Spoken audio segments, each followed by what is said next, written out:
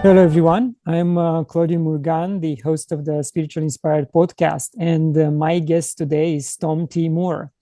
Tom is a native of Texas, and his life experience is so extensive that it was not easy to select the most significant events pertaining to the interview. Tom has been president and CEO of his own international motion picture and TV program distribution for over 20 years. During this time, he has co-executive produced several movies and TV shows and has traveled extensively as part of his business duties. Mr. Moore graduated with a BA in Business Administration from Texas Christian University and served in the US Army as a first lieutenant. He has been requesting benevolent outcomes for 13 years and has been a keen knowledge of how they can be used both in business affairs and in one's personal life, resulting in a more gentle, less stressful life. Tom is a monthly columnist for the Sedona Journal of Emergence and author of 5 books. Tom, thank you very much for joining me today. 6 now. 6. Oh, great. Yes. Tom, for you, becoming more aware of the spiritual realm started in 1979 when you began writing down your dreams. And after that, there were too many events that took place to consider them coincidences. Was that a major event in your life to realize that there is more than just the physical world?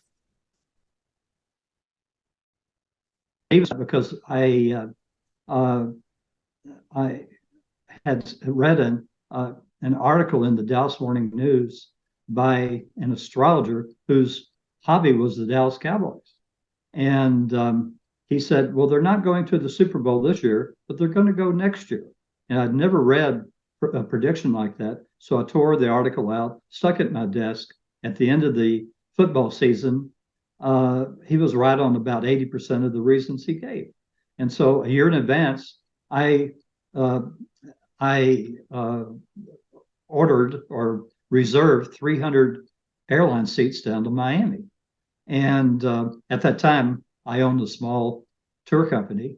And sure enough, they went to the Super Bowl the next year. And I made enough money to open my own travel agency, buy a duplex, really kind of stepped up in the tour business. And eventually, by the time we sold that business, we had 3,000 travel agents selling our tours nationwide.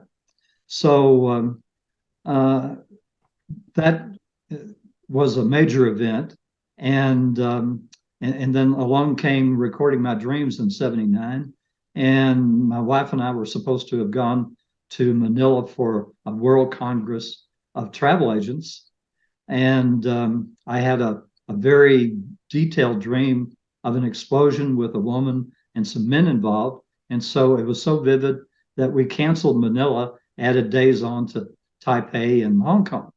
And sure enough, on the first day of the Congress, terrorists blew up a bomb in the front of the hall, and they arrested a lady and 4 men that were terrorists. So after that, I said, I'm going to record my dreams from now on. Now, one of the side benefits of recording your dreams is that you get used to that time period when you're waking up from a deep sleep and you're remembering a dream and you're writing it down, okay? Because that's where you like to be when you meditate and do these, what I call active meditations, where you put yourself into a light altered state and then start communicating with your own guardian angel, Gaia, soul, the earth, and many, many, many others that I've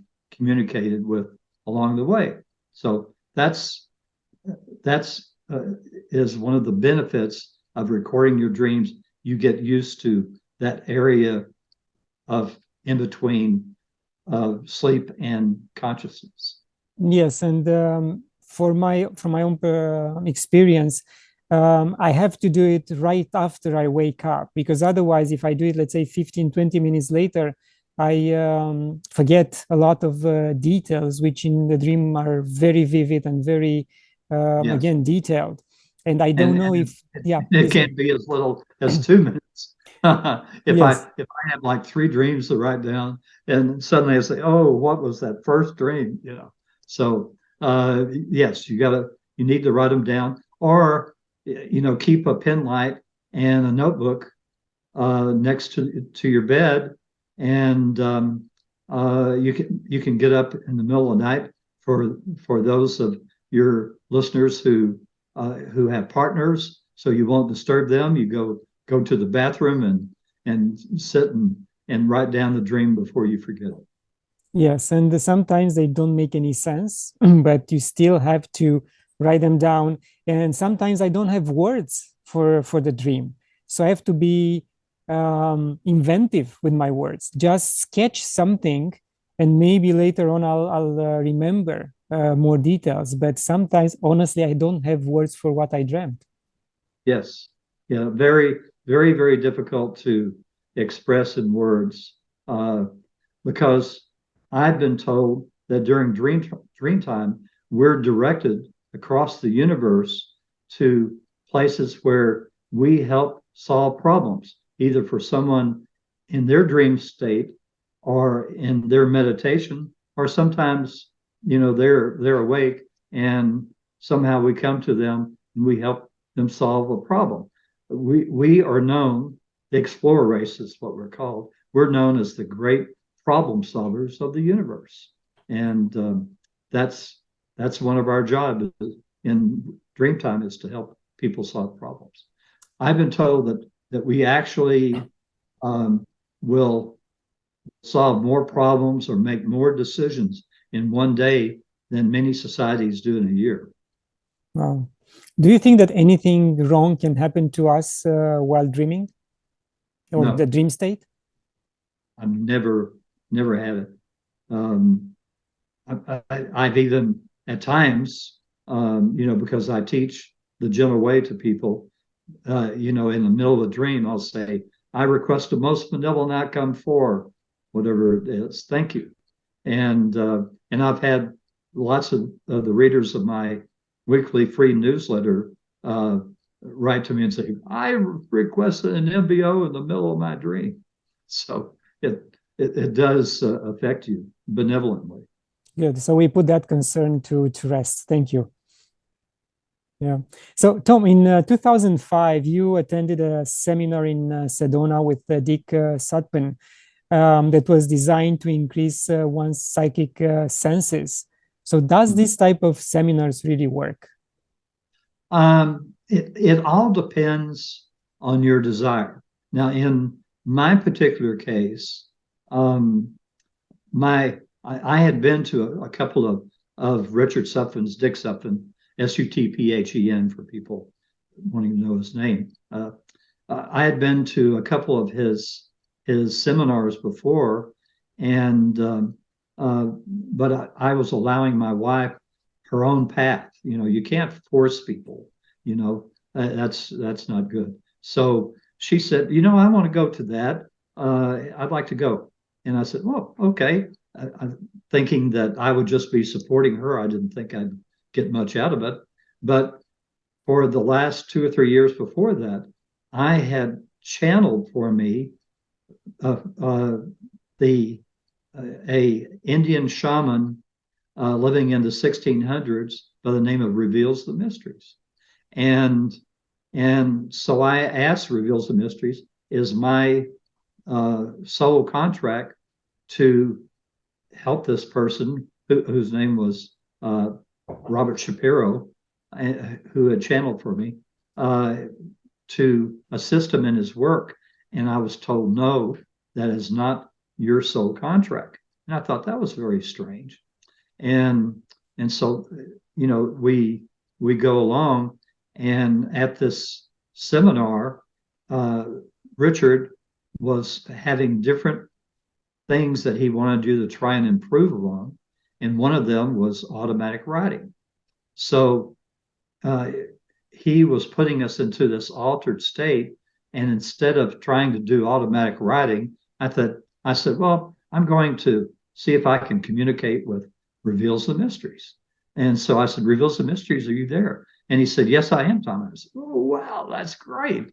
And so I asked him, why was I the one pushing people to request benevolent outcomes in their lives? And he said, Tom, he said that this dates all the way back to your days during Atlantean times when you were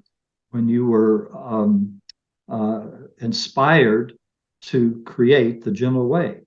And so this is how it all started, and that was 12,700 years ago. So it related to a past life for me, and for other people, there will be other reasons, but you have to have that desire. I want to be able to communicate with my own guardian angel, or if you wish, if you want to say, I wish to communicate with God. I prefer creator because creator, the word creator, is accepted by all the religions of the world. And otherwise, there's God, there's Allah, there's Visu. You could go on, and everybody says, oh, my God is better than your God. And if you don't believe in my God, you won't go to heaven. And that's not true. Creator, there's only one creator for our universe, just known by many different names. Yes, or other people say the God of your understanding. So that covers also every single religion, pretty much.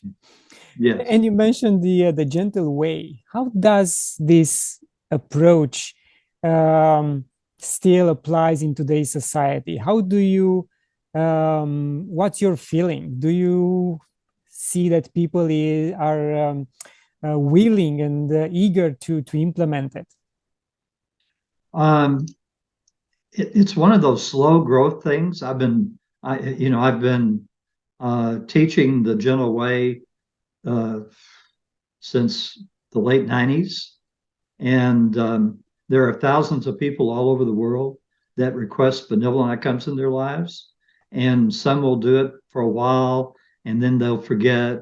I'll just do it for the important things. But no, you need to do it every day for even the mundane things. So when I left today, I had to go to two banks. I said, I request the most benevolent outcome for my drive to Chase Bank. I request the most benevolent outcome for getting right in. I request the most benevolent outcome for my drive to the PNC Bank. Request the most benevolent outcome for getting right through. Request the most benevolent outcome for my drive to Kroger's, and so on. I mean, I have a long list. And the farther out you can do these requests, the better the results will be.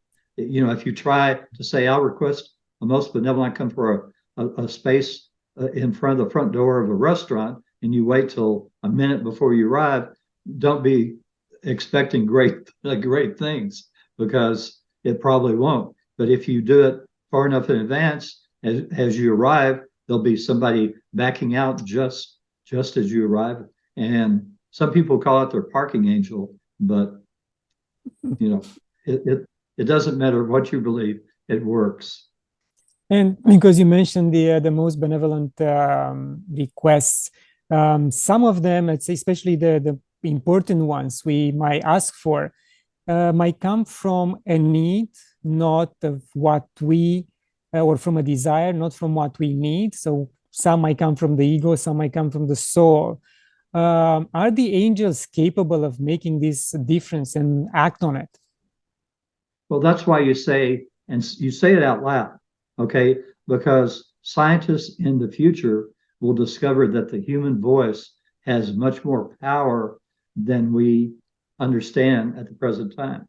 In fact, going back thousands of years, the pyramids were built by groups of people because they couldn't do it all day. They would have this special chant, and the chant would raise these huge blocks of stone, and they could push them into place. So that's how the pyramids were built, by using sound. And we just haven't discovered what that chant is. And when I ask, well, can you tell me what that is? No, you have to rediscover it. So there are things that they will not tell me. it has to be discovered by ourselves. So, sorry, I may have gotten off. Repeat the question again. If you said that we have to make these requests out loud, so the sound of our voice will maybe let the angels know which request comes from the ego, which one Yes. comes from the soul. It becomes, and you say, I request a most benevolent outcome, okay? Because what you're doing is you're releasing it. If this is benevolent for me, because benevolent outcomes are specifically for you. A benevolent prayer is what you say for other people. And when you say, I request a most benevolent outcome, you're releasing that. If it's on that soul path that you're on, then it will come. And if you request something that's not on the soul path, it will not happen. Or maybe there's something a lot better coming along. Maybe you say, oh, I request a most benevolent outcome for this to be my mate, and you break up. Well, that's because somebody better is on the way. You just don't know it yet. Yes, indeed. And I'm glad that you mentioned the pyramids and the fact that that was the technology and the approach they were built by lifting the stones through sound, because not too many people believe in that approach. And I think physics demonstrated that at a certain angle, those huge stones cannot be pushed up at more than 15 or 20, 25 degrees. They will come back. So yes, there is no other explanation for and such also, structures. can you imagine how many million trees? Because they tried to say, well, let's put them on logs and roll them along. That, it tears up the logs within, just one block, moving one block. So doesn't work. But that's the ETs did teach the Egyptians the chant, but they put it into effect. Yes, and because we are talking about technologies and capabilities. In my opinion, I have no doubt that as humans we have capabilities beyond our imagination. So let's talk about the simple ones. Telepathy, telekinesis. What holds us back from reaching this type of achievements? Mostly belief. Now, keep in mind the pineal gland. Right now, the scientists have only know that the pineal gland, which is in the back of your head, secretes melatonin, but it actually has a dual purpose. It acts as an antenna for all types of telepathic type thoughts and actions and whatever. And so that's how it acts. And in the Hindu religion, and also we can say New Age or whatever, it's called the crown chakra, but it's actually the pineal gland, and it's just another word for the pineal gland. And that's actually what brings all this information into us. Gut feelings, that urge to call your Aunt Mary suddenly, and you find out there's something wrong or whatever. All of these types of things are telepathic in nature, and that's where they go, right through the pineal gland, and they are worked on. So if you want to pursue this, one of my soul contracts in this life is that I'm supposed to encourage people to meditate and do these active meditations and start communicating on your own. Anybody can do what I do. It just takes a lot of practice. I've asked over 30,000 questions in a meditative state, and so it just takes a lot of practice. Now, in my case, I could never have thought of 30,000 questions. Luckily I have this free newsletter, which is my gift to the world, and And people send in these questions for me to ask in my meditative state. I'm told that I'm the only person in the world that does this. And so if I were to guess, no more than 10% max of the questions I've asked over the years are my questions. The rest are all questions that people send in to me to ask. And they were included, the answers, I mean, were included in your books, or you answered to them personally by email? Well, okay. Well, three things happen. One is that, of course, after I sit at the computer I'm at right now, and I type the answer that I received. Okay, and so then I will have to decide where I can put that in my weekly newsletter, because I'm always behind. I'm typically 4 or 5 weeks behind in answering these questions. So they come to me like that, and then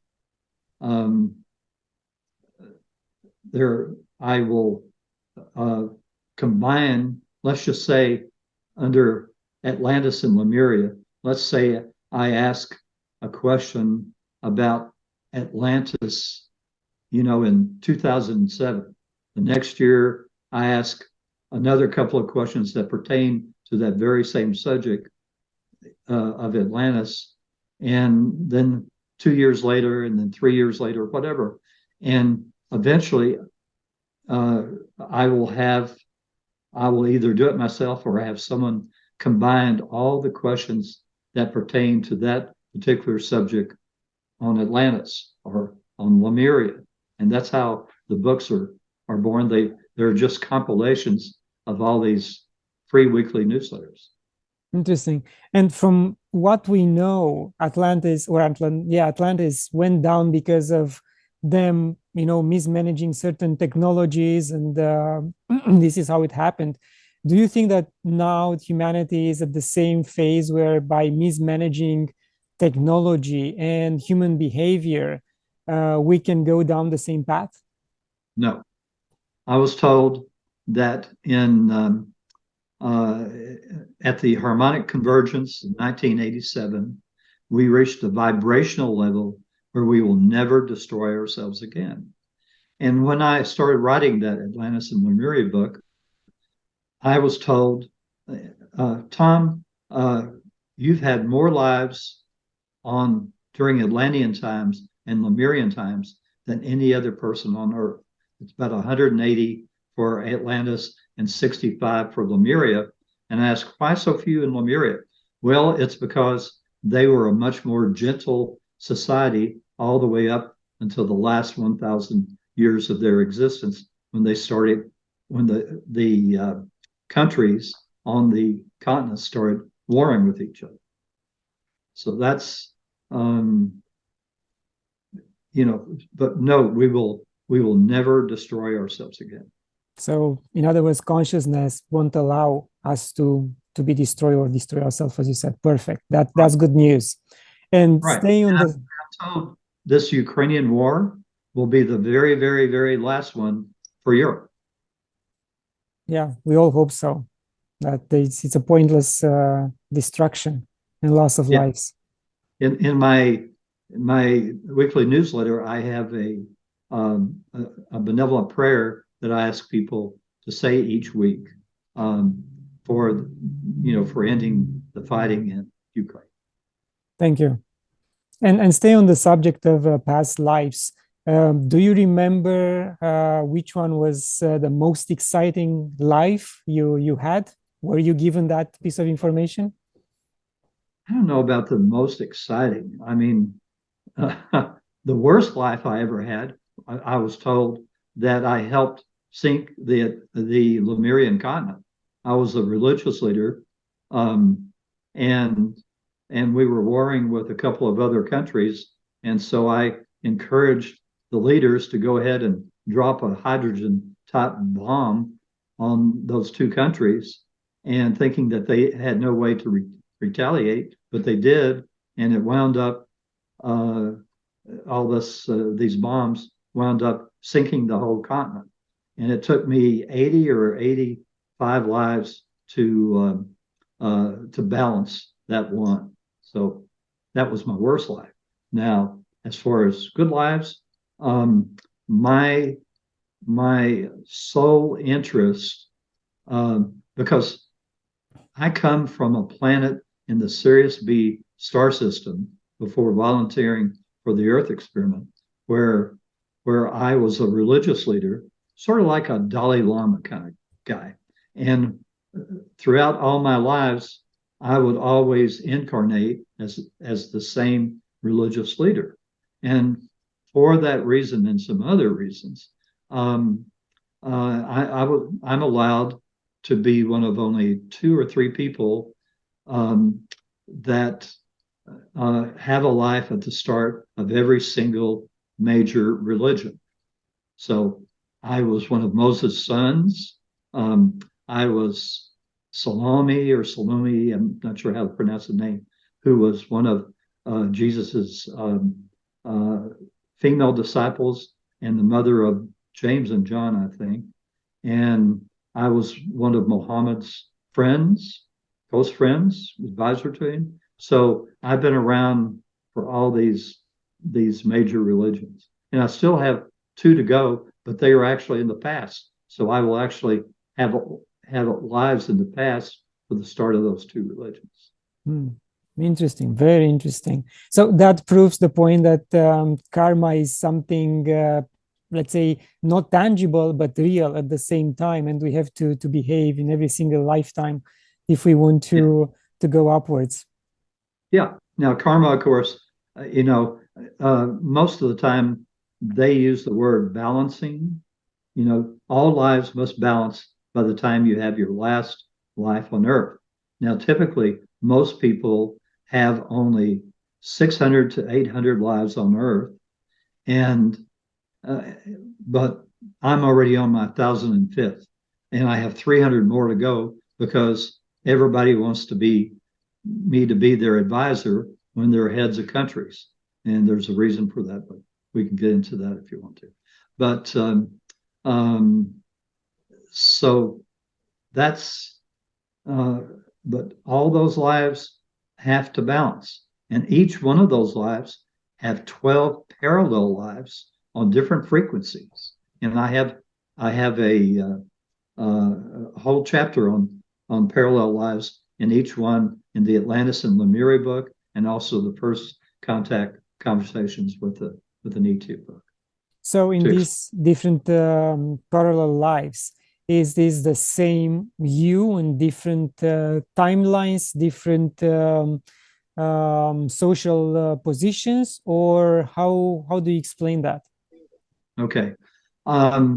These frequencies are grouped into 4s and then subdivided into 2s. So timeline 12 is actually non-physical, and our souls consider that the perfect life, and all the other lives are compared to the non-physical life. So I kind of dismissed that one. And so the upper timelines have much easier lives than we do. So as an example, the Vietnam War did not happen on the upper timelines. And then you have timelines 5, 6, 7, and 8. We're timeline 6, the middle frequency. Then you have the lower timelines that have the hardest lives, and that's timelines 1, 2, 3, and 4. On timelines 1 and 2, I've already died from congestive heart failure. So they can be completely different lives depending on what your soul wants to see happen. And the outcome on one frequency doesn't affect doesn't have any influence on the outcome on the other ones, correct? Oh, it does. Yes. Most of our inventions start on the upper timelines and come down to through the lower timelines. So it as an example, we're going hopefully this year to see a free energy machine released with no patent. Okay. And that's um, I've been kind of waiting. The first probabilities are really hard to understand. And I'm telling you from my standpoint of trying to understand probabilities, but the probabilities started last year on this free energy machine. So we're supposed to finally get it sometime this year, and whoever releases it will do it without a patent as their gift to the world too. So it will be a major change, because even little villages in Africa or Middle East or whatever, they'll all have electricity. They'll all be able to see the internet and learn from it and take and get their education. It's going to be a great world change. I know what, I'm so glad you like read my mind, because one of my questions was about if we are going to see the release of free energy technologies in the next 100 years. So you just said this year. This is amazing news. Yes, because sometimes when I hope it comes, because yeah, they keep telling me the probabilities are there. Just take our word for it. So, okay. yeah, because when I talk to my guests about climate change and how can we make some improvements, I always say you have to let the government or tell the government to release the free energy technologies. Then you can destroy all the existing power corridors, recycle the metal, and turn all that land into forests, into gardens, and we will be happier by not having all the power lines on top of our heads. Yes, and people will be able. Supposedly, these machines are going to be small enough that every house can have one, or even one house can share it with one or two others, or something like that. It all depends on the size of the machine that you build, because supposedly they're going to be easy enough for a lot of backyard garage kind of guys to build their own. Yeah, that would be quite a feast for humanity. And because you mentioned leaders, have any one of them from any country contact you for a consultation on how they can better themselves, how they can use different methodologies to improve the life of their people? Heavens no. They'd look, who's this weird guy, and I just don't worry about it.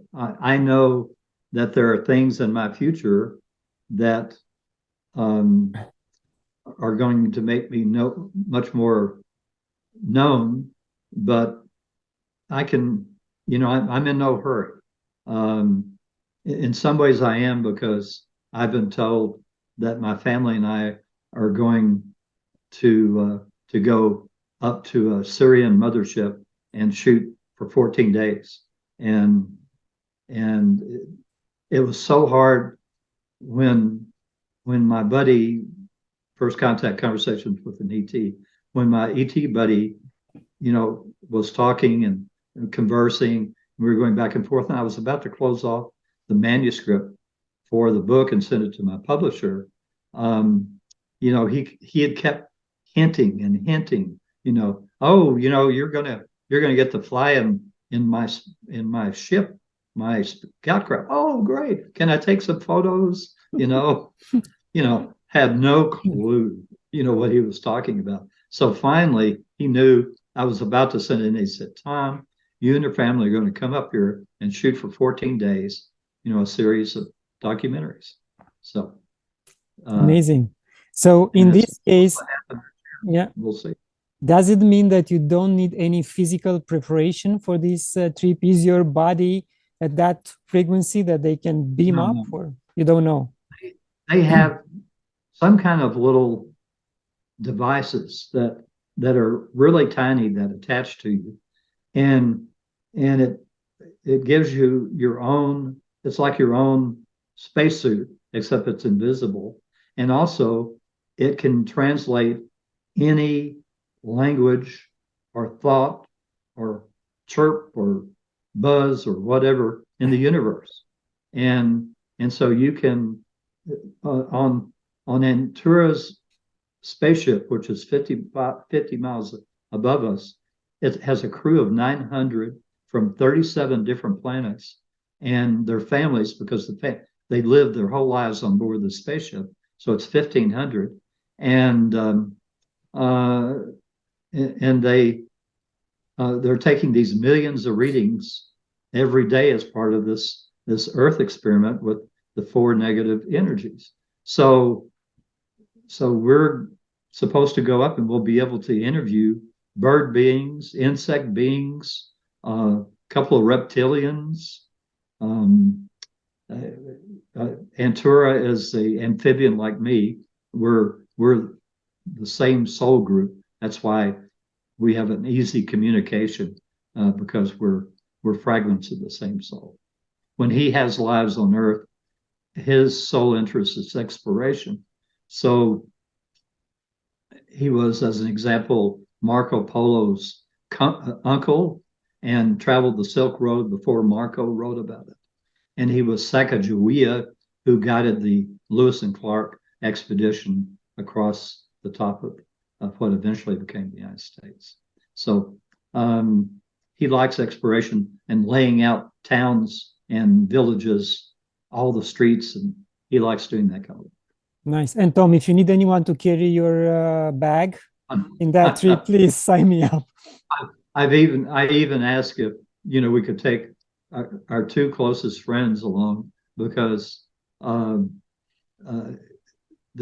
lady of the couple loves to take tons of photos, and I thought this would be a perfect job for her to take photos all the way.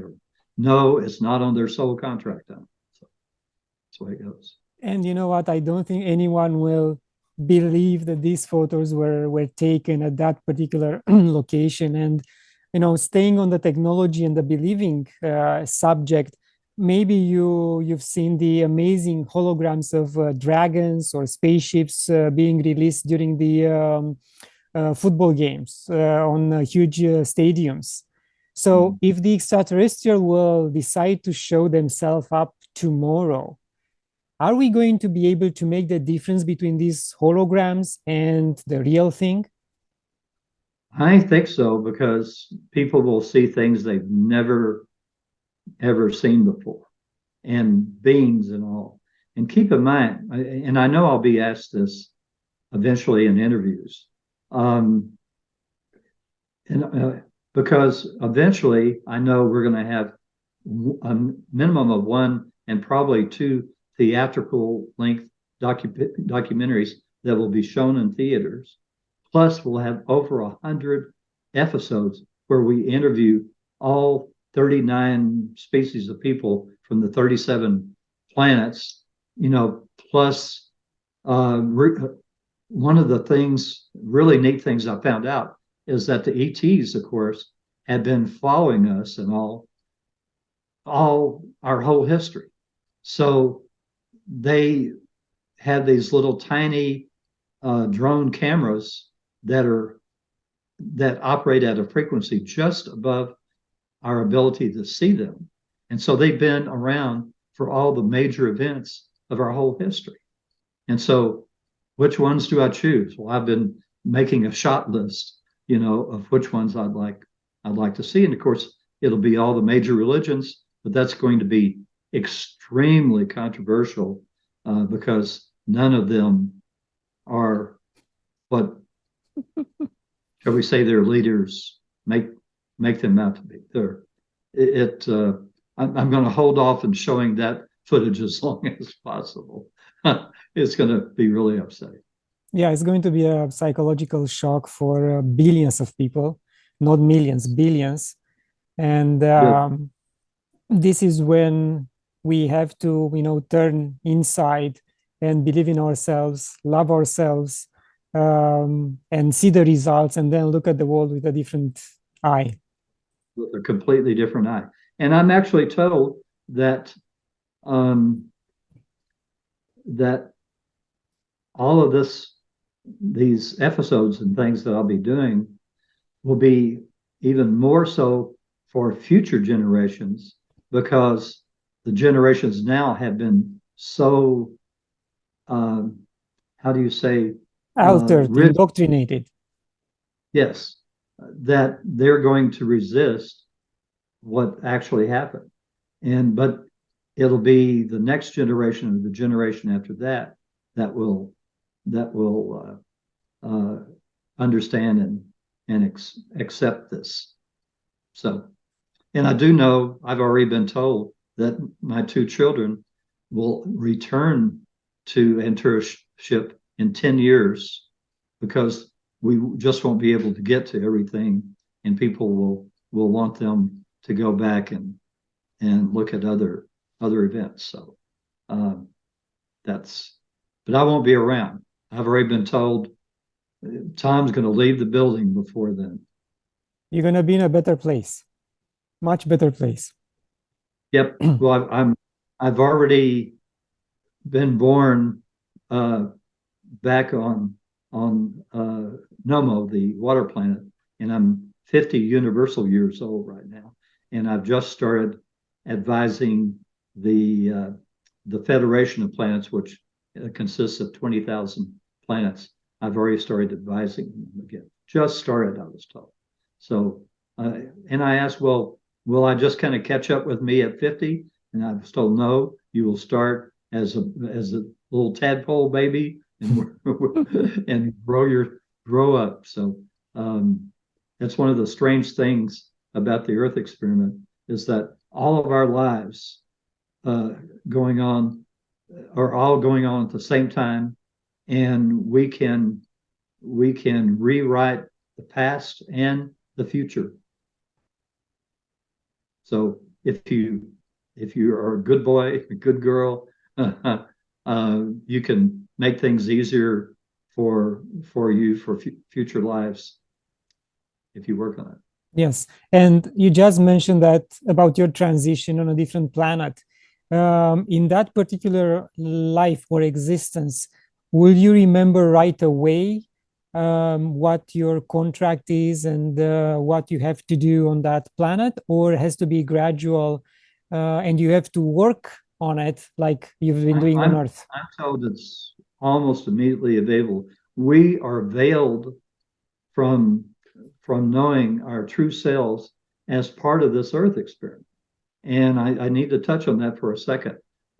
Creator of the universe wanted to see there are 4 negative energies and then there are 10 positive energies. Our universe and the trillions of other universes are all exist on these 10 positive energies. And our creator wanted to see if the 4 negative energies could be worked with. And so our souls volunteered for the Earth experiment. And as part of it, we were to be veiled because Creator believes that we will eventually find ways to solve problems that all these other societies, with all their knowledge, because they can go back and say, well, 5 lives ago, I solved this problem such and such a way. We can't do that. We have to solve them in new ways. So just as one little example, that when I did my meditation this morning, I was reminded that the little simple paperclip had never been invented before in any of these other societies throughout the whole universe. So the paperclip was one of those first things. But we solve all these problems for people. Yes, interesting. You mentioned about the the free energy technology, which might be released this year. Do you see anything else major happening, like the financial system crash, political system crash? Anything else we should look forward to? Well, I'm told, we'll have a recession. It can be a mild or it can be a hard one. It all depends. But there's the Earth experiment is going to go on for 7,000 more years. So that should tell you it's going to work. I mean, it is working. We have conquered this negative energy.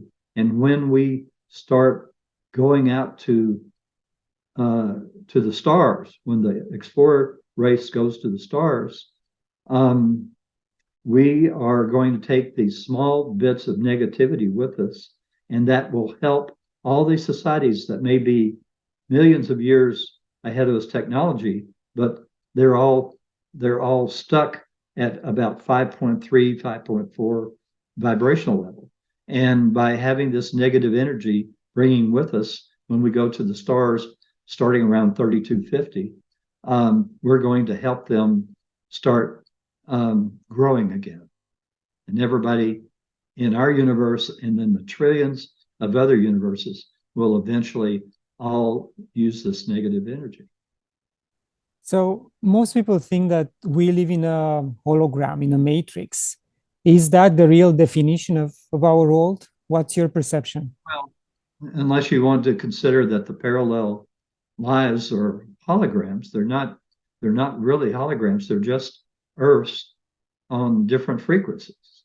And that's awfully hard to concept for a lot of people, even though there's been many TV series that feature time travel and feature parallel existences. But that's what, it's not a hologram, it's a parallel Earth. And that's and each of us are on a different frequency to give learning back to our souls. Yes, it's a school we have to graduate before our time is up.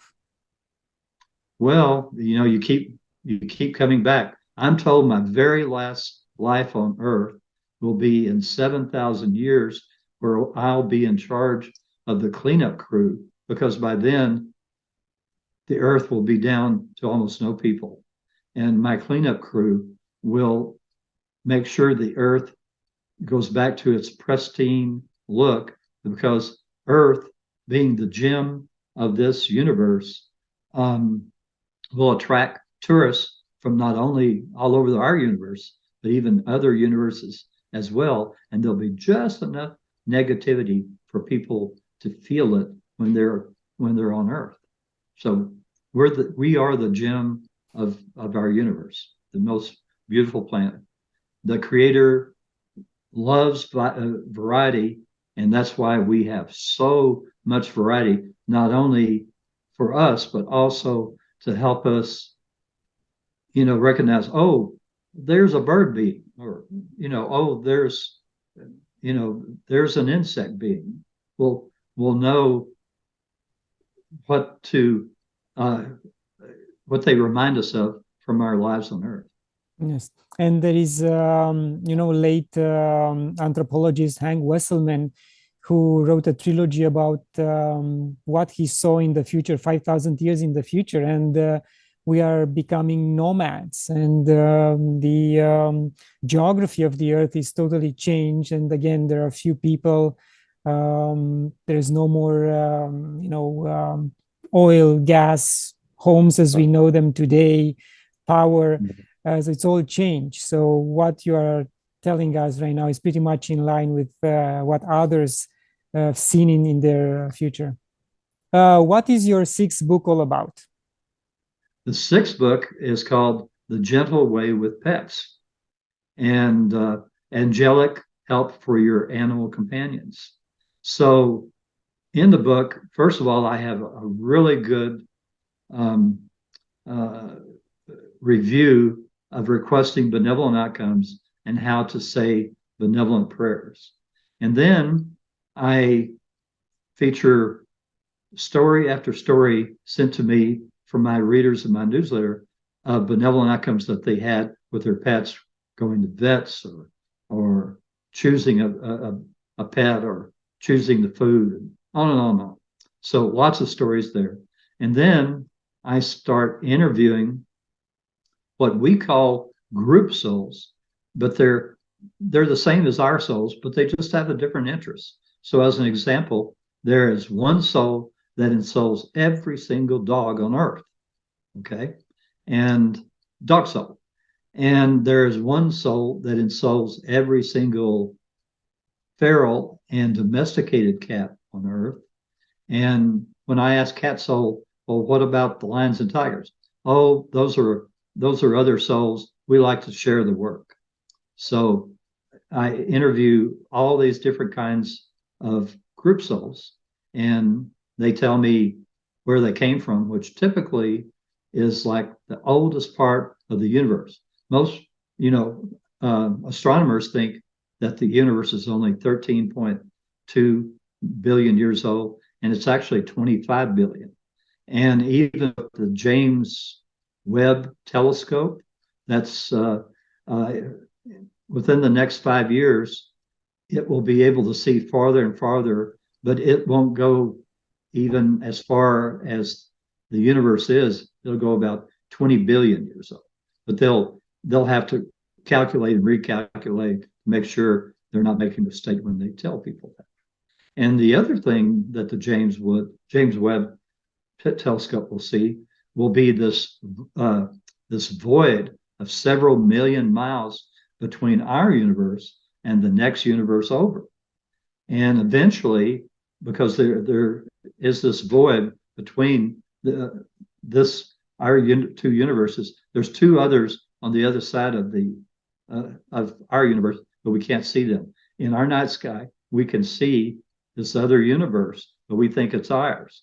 But when the James Webb telescope really concentrates on those galaxies, they'll see that they're completely different than our galaxies. Interesting, very interesting. Lots of revelations. And what do you think, or what information do you have about the moon? There is a lot of speculation about being hollow, or military bases being settled on the dark side of it. What do you know about it?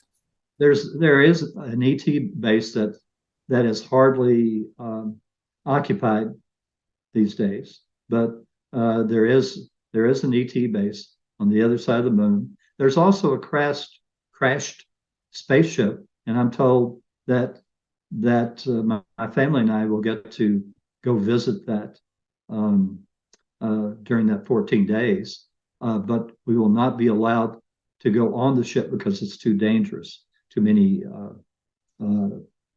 pollutants or whatever are on there, plus a lot of dead bodies. It was destroyed during what is diplomatically called the Great War. I called it in the book the Reptilian War, and it went on for 27,000 universal years, which is 270,000 Earth years. And it lasted forever, it seemed. People would live their whole lives waking up in fear every day that there was going to be an enemy ship that would suddenly appear and would destroy their sun and destroy all the planets and the billions of people living on those planets. So it was a nasty war. Fascinating. Wow. Thanks to this little old amphibian who suggested that they could, why not offer, as part of the Earth experiment, that 10% of the souls could be reptilian. And the reptilians were so hated and despised, and they said, oh, they'd never accept it anyway, that it went 450 more universal years. Finally, we were slowly but surely losing the war, and they said, okay, we'll try it. And so they offered it to the reptilians, and they accepted it. So 10% of the souls having lives on Earth are of reptilian origin. And are they shapeshifters or not? No, they're just regular old people. One of my friends who's transitioned had a reptilian soul. He loves snakes and lizards and all sorts of things. So, but he was a nice guy. Tom, thank you very much for this fascinating information. We're approaching the end of the interview. Any final thoughts? Well, I encourage people to go to my website, which is www www.thegentlewaybook.com. Okay. I only thought I was going to write one book, so I didn't put books. And you can sign up for my newsletter on the very first open page, or you can go to articles and news where all my newsletters since 2007 are archived, so you could see my hits and misses, and because I tell everybody I'm at most around 80 to 90% accuracy, and that's working on it a whole lot. So I'm not perfect, but when people send in questions, I'll do my best to get an answer for you. Once again, thank you very much. Fascinating interview. I have to watch it again for sure, maybe twice, to absorb all the information you provided us with. So Sure. thank you. Thank you. Appreciate you having it. And to my guests, thank you for watching it. Share it, like it. Get a free copy of my book when you visit my website. And until next time, love and gratitude.